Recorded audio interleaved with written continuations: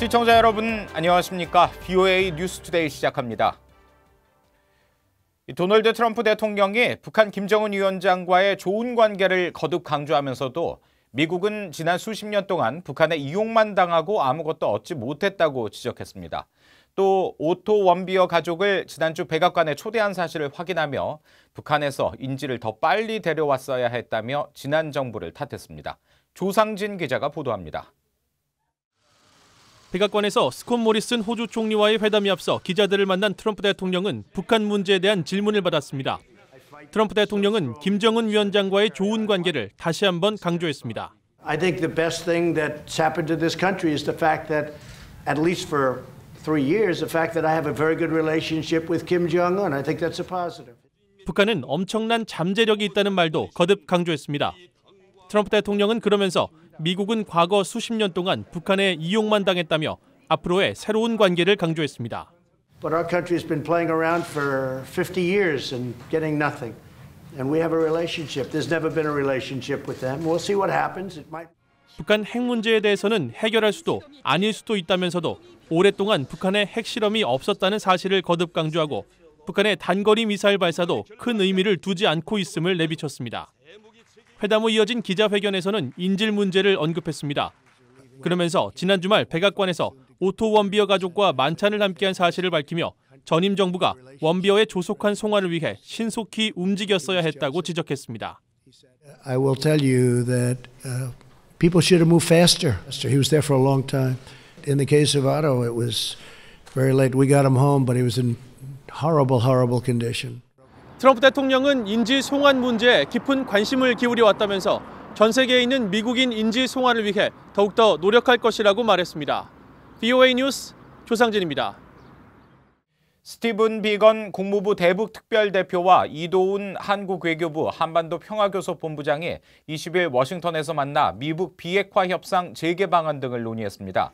이도훈 본부장은 이날 회동 뒤 기자들에게 협상 재개와 관련해 북한 쪽에서 계속 신호가 오고 있다며 비건 대표와 이 사안에 대한 협력 방안을 논의했다고 밝혔습니다.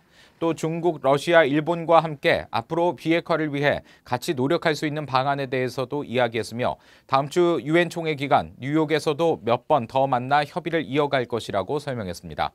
한편 미 국무부 대변인실은 김명길 북한 측 실무협상수석 대표가 비핵화 해법과 관련해 단계적 접근을 거듭 주장한 것과 관련해 9월 하순 협상 재개 의지를 환영하며 시간과 장소가 정해지면 관련 논의를 할 준비가 돼 있다는 입장을 재확인했습니다. 유엔이 북한 인권 상황에 대한 보편적 정례 검토 결과 보고서를 공식 채택했습니다. 유엔은 북한 인권 문제를 지적하고 262개의 권고안을 제시했는데 북한은 이 가운데 130개를 거부했습니다. 이현철 기자가 취재했습니다. 유엔 인권이사회는 스위스 제네바에서 열린 전체 회의에서 북한 인권 상황에 대한 보편적 정례 검토 UPR 결과 보고서를 공식 채택했습니다. 북한은 지난 5월 UPR 심사를 받았고 미국과 영국, 한국 등 유엔 회원국들은 북한의 인권 개선을 위한 262개 권고안을 제시했습니다.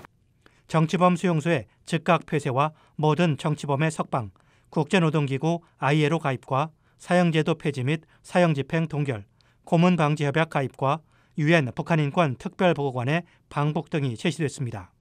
We recommend that North Korea, first, immediately dismantle all political prison camps, release all political prisoners. 북한은 그러나 이들 주요 권고안 262개 가운데 130개를 거부하거나 사실상 수용하지 않는다고 밝혔습니다.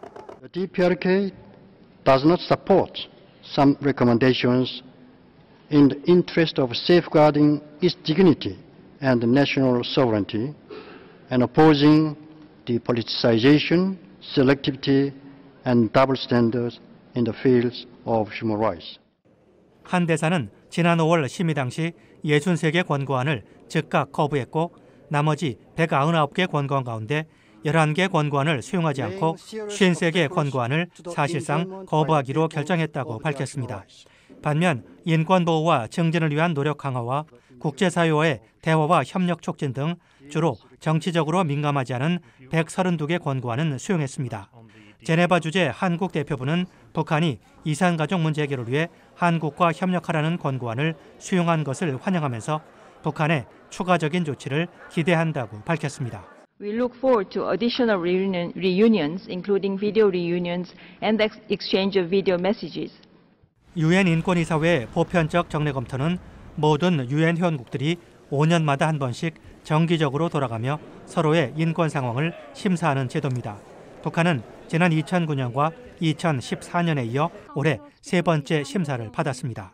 BOA 뉴스 이한철입니다. 이 북한의 해킹과 러시아의 선거 개입 같은 적대 국가들의 악성 행위를 다루는 기관을 설립하자는 법안이 미 상원에 상정됐습니다. 이 국가정보국 CIA 국장 아래 조직을 만들어 각 부처에 나눠진 관련 업무를 통합하겠다는 구상인데요. 이조은 기자가 전해드립니다. 미국 대선 민주당 경선 후보인 에이미 클로부차 상원 의원이 상원 군사위 민주당 간사인 잭 리드 의원과 함께 지난 18일 해외 영향 대응 법안을 공동 발의했습니다.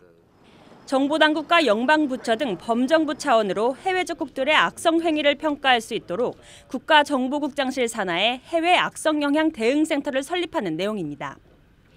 이 센터는 해외 영향 작전과 캠페인에 대한 정보 분석과 통합의 기능을 하는데 특히 북한을 비롯한 러시아, 이란, 중국의 영향 작전에 대응하는 역할을 합니다. 악성 영향은 주로 선거 개입과 정보 조작, 불법 금융은 물론 해외 적국들의 사이버 위협을 겨냥한 겁니다.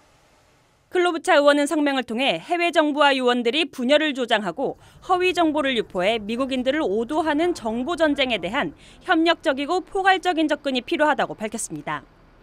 리드 의원도 성명을 통해 이 센터는 연방수사국 FBI와 정보당국 등 해외 악성 영향 대응에 연관된 모든 정부 부처들이 공조할 수 있도록 한다고 설명했습니다. 이 법안은 최근 미 의회에서 해킹 등 북한의 악성 행위를 겨냥한 조치들이 잇따라 추진되는 가운데 나왔습니다. 엘리엇 엥겔 하원 외교위원장은 지난달 말 북한 등 적대국의 악성 행위에 초점을 맞춘 전문가 구성의 독립위원회 설립 법안을 상정한 바 있습니다. 크리스 벤 홀런 민주당 상원 의원은 북한도 향후 미 선거에 개입할 수 있는 역량이 있는 위협국으로 지목했습니다. We use these as examples of countries, and it's because North Korea has been implicated in cyber attacks. 그동안 미국에 대한 주요 사이버 위협국으로는 주로 러시아와 이란, 중국이 거론됐었지만 북한은 2014년 소니 영화사 해킹 이후 주요 해킹 사건 때마다 배후로 지목되며 이름을 올리고 있습니다. BOA 뉴스 이존입니다. 빈센트 브룩스 전 한미연합사령관은 한국에서 관할권 논란이 불거진 한박도와 관련해 북한이 한박도를 무장한다면 안보에 큰 위협이 될 수 있다고 말했습니다. 브룩스 전 사령관은 19일 BOA에 한박도에 감시 초소를 배치하는 것은 큰 손해가 아니지만 포병 무기체계나 대함 무기체계를 배치할 경우 큰 문제가 된다고 말했습니다. 그러나 북한은 한박도를 무장시키고 있지는 않는 것으로 보이며 협상을 통해 해결할 여지가 있다며 지난해 9.19 남북 군사합의 당시에는 한박도 감시 초소 철수는 의제에 포함되지 않았다고 설명했습니다. 한편 브룩스 전 사령관은 BOA와의 인터뷰에서 한박도가 서해 북방 한계선 NLL 이남에 있다고 언급했으나 이후 유엔 사령부는 한박도가 NLL 북쪽에 있는 것으로 보고하고 있다며 자신의 앞선 발언을 정정한다고 밝혔습니다. 주한미군 사령부가 해리 해리스 주한미 대사와 강경화 한국 외교부 장관의 평택 캠프 험프리스 기지 방문 소식을 전하며 미한 동맹의 중요성을 거듭 강조했습니다. 주한미군 사령부는 20일 보도자료를 통해 해리스 대사와 강경화 장관이 이날 사령부의 초청 모임에 참석해 오산 공군기지와 캠프 험프리스 기지를 둘러보고 한미 장병들과 오찬을 함께했다고 전했습니다. 에이브람스 사령관은 이 자리에서 한미동맹에 대한 우리의 헌신은 확고하며 우리는 북한의 완전하고 검증 가능한 비핵화를 포함한 한반도의 평화와 안보를 회복하려는 모든 노력을 지지한다고 밝혔습니다.